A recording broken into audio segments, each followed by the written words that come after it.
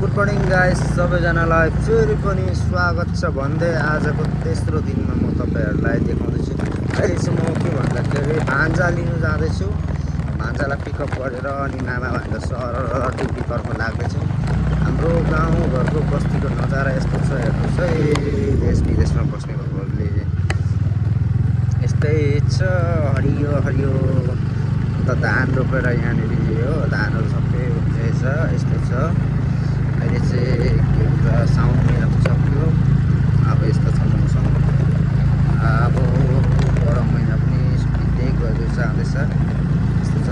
यो जङ्गलको नाम चाहिँ हाम्रो टुक्रिया फरेस्ट जङ्गल भनिन्छ हो। म चाहिँ यतैतर्फबाट लाग्दैछु भान्जाको घर। यस्तै छ। अब छेउबाट उक्किनु भयो, यताबाट जानुपर्छ भान्जा घर हो। यो बाटो हो,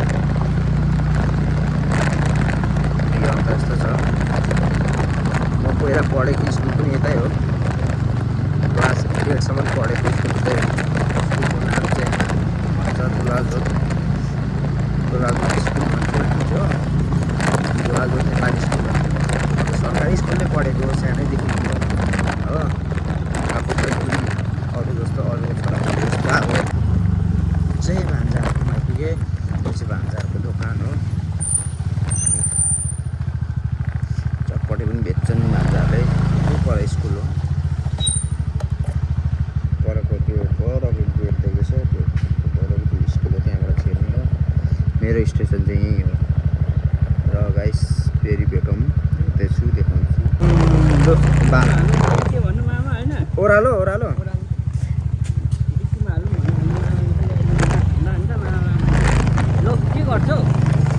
मामा भान्जा फेरि यहाँ पिकअप भयो हो। अन्त यहाँ चाहिँ हाम्रो भान्जा हो। अन्त मामा भान्जातर्फ लागेको फेरि यता ओह्रालो ओह्रालो भन्नुहुँदैछ हो। यही हो हाम्रो पढ्ने स्कुल चाहिँ, यहीँदेखि यताबाट ओह्रालो जाँदैछु। बाटो खराब भएको कारणले गर्दाखेरि अहिले हाम्रो फोन चाहिँ भ्यापा गरेको क्या। नत्र त राम्रै हो, किनकि बाटो छ बाटो हेर्नुहोस्, देखाउँदैछु।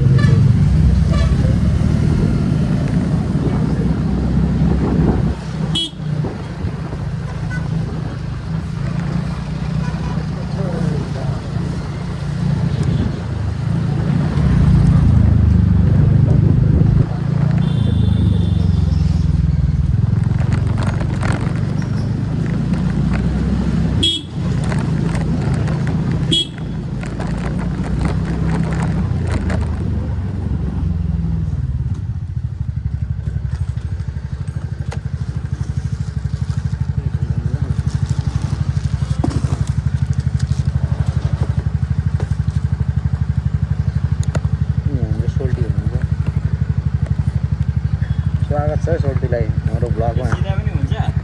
कति छ यहाँ लेखेर पठाउनु न, कता कता हाल्ने।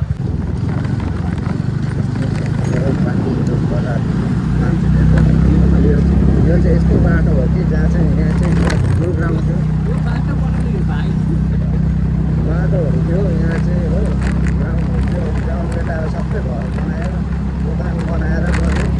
अहिले जो बनाउने मान्छे जो बनाउने मान्छे सब भागाभाग भइरहेछ। सरकार चाहिँ सब चेन्ज भएको छ, यस्तो छ। कति मजाको फुटबल ग्राउन्ड थियो पहिला हाम्रो। अहिले त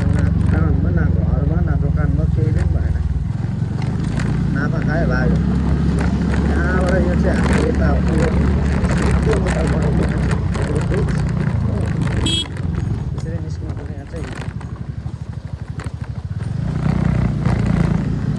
त्यही हो नेपालको चाहिँ।